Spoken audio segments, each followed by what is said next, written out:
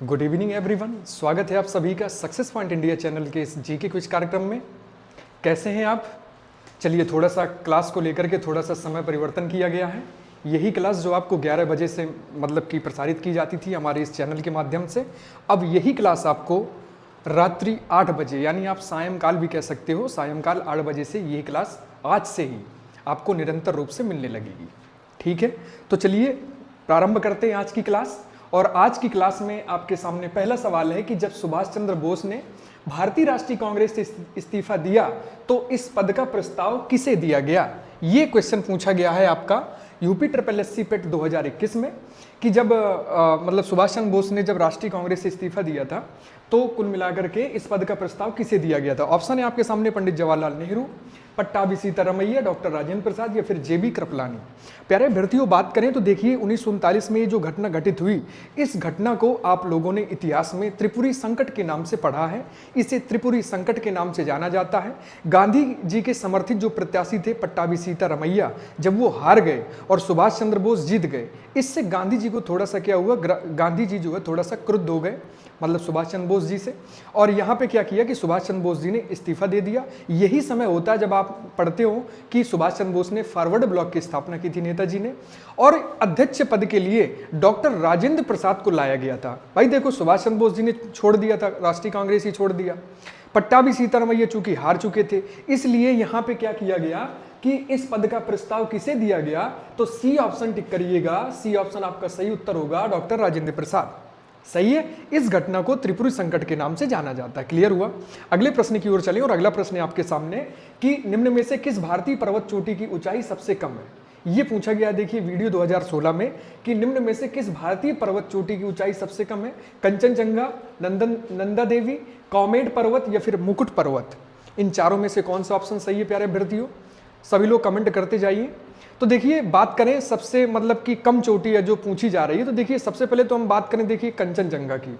सबसे पहले कंचनजंगा है आपका। कंचनजंगा की अगर प्यारे अभ्यर्थियों बात करेंगे तो यह सिक्किम की एक पर्वतीय चोटी है जो कि 8,586 मीटर ऊंची है। 8,000, इसको देखो मैं बता रहा हूँ, 8,586 मीटर ऊंची है। ठीक है प्यारे अभ्यर्थियों, बात करेंगे अगर नंदा देवी की, तो नंदा देवी जो पर्वत है, ये आप पर्वतीय चोटी जो है ये आपको मिलेगी उत्तराखंड में। इसकी अगर ऊंचाई की बात करें तो इसकी ऊंचाई है 7,817 मीटर। 7,817 मीटर। अब बात करें कॉमेट पर्वत की, तो कॉमेट पर्वत भी आपका उत्तराखंड में स्थित है और इसकी बात करें तो 7,756 मीटर ऊंचाई है। 7,756 मीटर इसकी ऊंचाई है। और मुकुट पर्वत की बात करेंगे प्यारे अभ्यर्थियों, जो कि ये मुकुट पर्वत भी आपका उत्तराखंड में स्थित है और इसकी जो ऊंचाई है वो है 7,242 मीटर। 7,242 मीटर ऊंचाई है। अब पूछा गया कि निम्न में से किस भारतीय पर्वत चोटी की ऊंचाई सबसे कम है। 8,586, 7,800, 7,700, 7,200। तो सही उत्तर आपका क्या होगा प्यारे अभ्यर्थियों? डी, यानी मुकुट पर्वत आपका सही उत्तर होगा। क्लियर हुआ? अगले प्रश्न की ओर आ जाए। भारतीय संविधान के अनुच्छेद 371 में किस राज्य के लिए विशेष प्रावधानों का उल्लेख किया गया? ये रेलवे की परीक्षा ग्रुप डी 2018 में पूछा गया है कि अनुच्छेद 371 में किस राज्य के लिए विशेष प्रावधानों का उल्लेख किया गया? जम्मू कश्मीर, नागालैंड, सिक्किम या फिर हिमाचल प्रदेश। और प्यारे अभ्यर्थियों बात करें तो सही उत्तर है आपका नागालैंड। क्या है? नागालैंड, यानी बी ऑप्शन आपका प्यारे अभ्यर्थियों बिल्कुल सही होगा। यानी भारतीय संविधान के अनुच्छेद 317 में नागालैंड राज्य के लिए विशेष प्रावधानों का उल्लेख किया गया है। वहीं बात करें अनुच्छेद 371, वहीं बात करें अनुच्छेद 371, तो प्यारे अभ्यर्थियों अनुच्छेद 371 संबंधित है आपके महाराष्ट्र और गुजरात में किए गए जो विशेष प्रावधान थे। क्लियर हुआ? प्यारे अभ्यर्थियों बात करें 371A, 371 आपका रिलेटेड है नागालैंड से। 371 भी, जो अनुच्छेद 371 भी है, इसमें विशेष राज्यों के अंतर्गत प्रावधान किया गया असम राज्य में।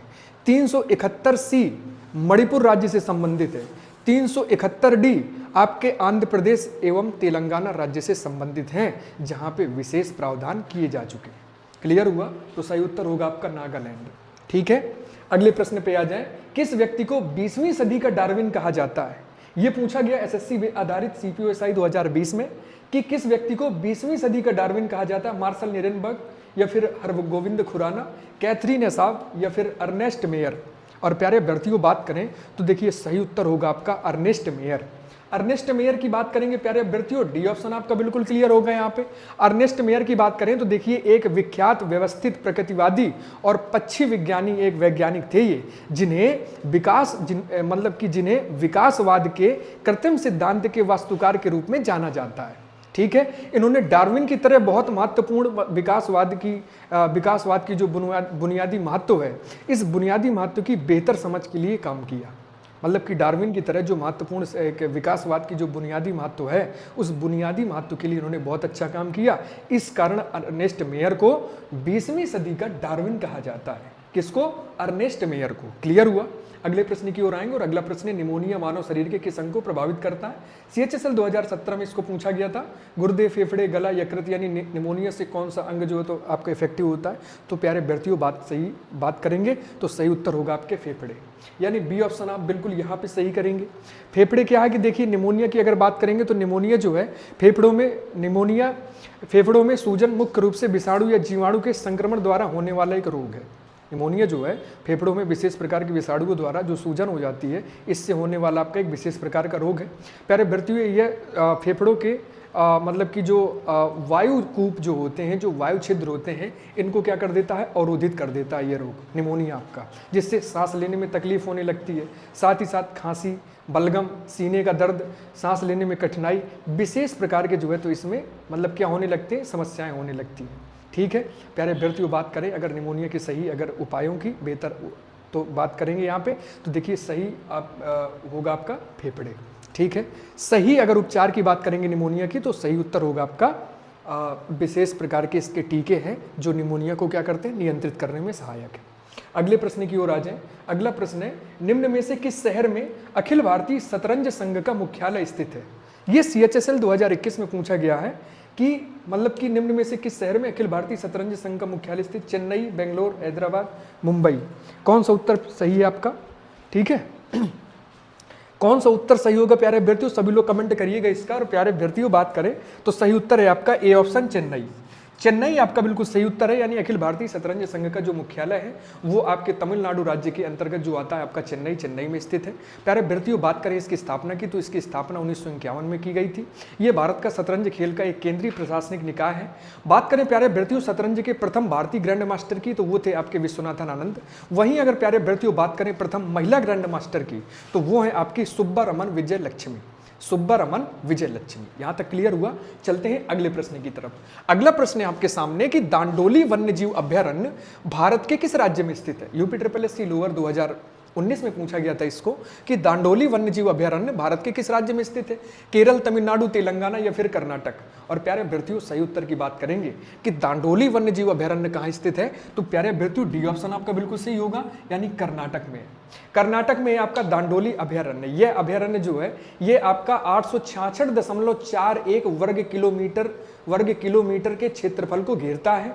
साथ ही साथ में इसे ना पक्षी प्रेमियों का स्वर्ग कहा गया। प्यारे अभ्यर्थियों कभी भी अगर बात की जाए कि पक्षी प्रेमियों का स्वर्ग कहाँ है तो यहाँ पे वैसे तो दो उत्तर आपके निकल के आते हैं। पहले तो आपका केवलादेव अभयारण्य है, दूसरा आपका कहीं ना कहीं दांडोली वन्यजीव अभयारण्य है। यानी कि पक्षी प्रेमियों का स्वर्ग इसलिए कहा जाता है क्योंकि यहाँ पे सबसे पहली बात तो पक्षियों की 200 से भी अधिक ज्यादा मतलब की प्रजातियां मिलेंगी आपको। ठीक है, जो पक्षी प्रेमी हैं, जो बर्ड लवर व्यक्ति हैं, वो लोग क्या कर सकते हैं? दांडोली वन्यजीव अभयारण्य जा सकते हैं। ठीक है, अगले प्रश्न की ओर चलेंगे। अगला प्रश्न है आपके सामने जो कि यूपीपीएससी RO 2017 में था कि निम्नलिखित में कौन सा युग्म सही सुमेलित नहीं है? कौन सा सही मैच नहीं कर रहा? देखिए, वाराणसी संस्कृति एवं धर्म, लखनऊ राजधानी, झांसी औद्योगिक केंद्र और मुरादाबाद आपका पीतल वर्क्स। प्यारे अभ्यर्थियों तो देखिए यहाँ पे आपको क्या करना है, वाराणसी क्या है? संस्कृति एवं धर्म का एक प्रमुख केंद्र है, ये तो बिल्कुल सही होगा। क्लियर है? लखनऊ राजधानी उत्तर प्रदेश की, ये भी सही है। मुरादाबाद पीतल वर्क्स, मुरादाबाद को पीतल नगरी के नाम से भी जाना जाता है, आपने अच्छे से पढ़ा है, ये भी सही होगा। तो सही क्या नहीं है आपका? झांसी औद्योगिक केंद्र। झांसी में प्यारे अभ्यर्थियों औद्योगिक केंद्र नहीं है। अगर झांसी की जगह अगर कानपुर होता तो आपका फिर ये वाला ऑप्शन भी सही माना जाता। झांसी की बात करेंगे प्यारे अभ्यर्थियों, तो झांसी जो है ना, ये आपके ऐतिहासिक पर्यटन स्थल के लिए बहुत अधिक मशहूर है, यानी जाना जाता है। प्यारे अभ्यर्थियों, बात करें झांसी के पर्यटन स्थलों की, तो देखिए सबसे पहले तो आपका रानी लक्ष्मीबाई किला हो गया। दूसरे नंबर पर बात करें प्यारे अभ्यर्थियों, ओरछा रामराजा सरकार, पीताम्बरा देवी। प्यारे अभ्यर्थियों, साथ ही साथ परीक्षा बांध और माता टीला बांध जैसे जो जगहें हैं, ये पर्यटन की दृष्टि से बहुत महत्वपूर्ण है और सामरिक दृष्टि से भी बहुत महत्वपूर्ण है। इसलिए झांसी आपका औद्योगिक केंद्र नहीं बल्कि एक पर्यटन स्थल के रूप में जाना जाता है। क्लियर हुआ? आगे चलते हैं। यूपीपीसीएस 2013 में पूछा गया था कि उत्तर प्रदेश में कृषि विश्वविद्यालयों की कितनी संख्या है, 2, 3, 4 या 5 प्यारे अभ्यर्थियों, और सही उत्तर होगा आपका डी ऑप्शन, यानी 5। उत्तर प्रदेश में, पूरे उत्तर प्रदेश में कृषि विश्वविद्यालयों की 5 मतलब संख्या है, यानी एग्रीकल्चर यूनिवर्सिटी। प्यारे अभ्यर्थियों, बात करेंगे अगर इन 5 अगर एग्रीकल्चर यूनिवर्सिटी की बात करें तो सबसे पहले आता है प्यारे अभ्यर्थियों चंद्रशेखर आजाद कृषि विश्वविद्यालय कानपुर में स्थित है। ध्यान से सुनिएगा, चंद्रशेखर आजाद कृषि विश्वविद्यालय कानपुर। दूसरा मिलेगा आपको नरेंद्र देव कृषि विश्वविद्यालय अयोध्या, ये दूसरा है। तीसरा है आपका सैम हिगिनबॉटम विश्वविद्यालय प्रयागराज, सैम हिगिनबॉटम विश्वविद्यालय कृषि विश्वविद्यालय प्रयागराज, ये तीसरा है। चौथा मिलेगा सरदार वल्लभ भाई पटेल विश्वविद्यालय मेरठ, और 5वां मिलेगा प्यारे अभ्यर्थियों बांदा कृषि एवं औद्योगिक विश्वविद्यालय बांदा। ठीक है, ये 5 विश्वविद्यालय हैं, पूरे कृषि विश्वविद्यालय हैं पूरे उत्तर प्रदेश में। ठीक है, अगले प्रश्न की ओर चलते हैं, और आज ये है आपके सामने करंट अफेयर का, और ये 2 हैं आपके यूपी स्पेशल के। तो देखिए पूछा गया है कि निखत जरीन जिन्होंने हाल ही में एलोरा कप 2024 में स्वर्ण पदक जीता है, वो किस खेल से संबंधित हैं? और प्यारे अभ्यर्थियों, सही उत्तर है आपका बी ऑप्शन, यानी निखत जरीन आपके मुक्केबाजी से संबंधित है। बात करें प्यारे अभ्यर्थियों निखत जरीन की, तो देखिए वर्तमान में जो एलोरा कप 2024 का आयोजन है, जो कि आपके कजाकिस्तान में चल रहा है, तो देखिए निखत जरीन और भारतीय मूल की मीनाक्षी ने कजाकिस्तान में तीसरे एलोरा कप 2024 में भारत के लिए स्वर्ण पदक जीते हैं। ठीक है, भारत के 21 सदस्यीय मुक्केबाजी दल ने कुल 12 पदक जीते हैं, जिसमें 2 आपके स्वर्ण पदक हैं, 2 आपके रजत पदक हैं, और बाकी आपके जो बचे 8, ये 8 आपके कांस्य पदक हैं, जो 21 सदस्यीय मुक्केबाजी दल ने एलोरा कप 2024 कजाकिस्तान में हासिल किए हैं। क्लियर हुआ?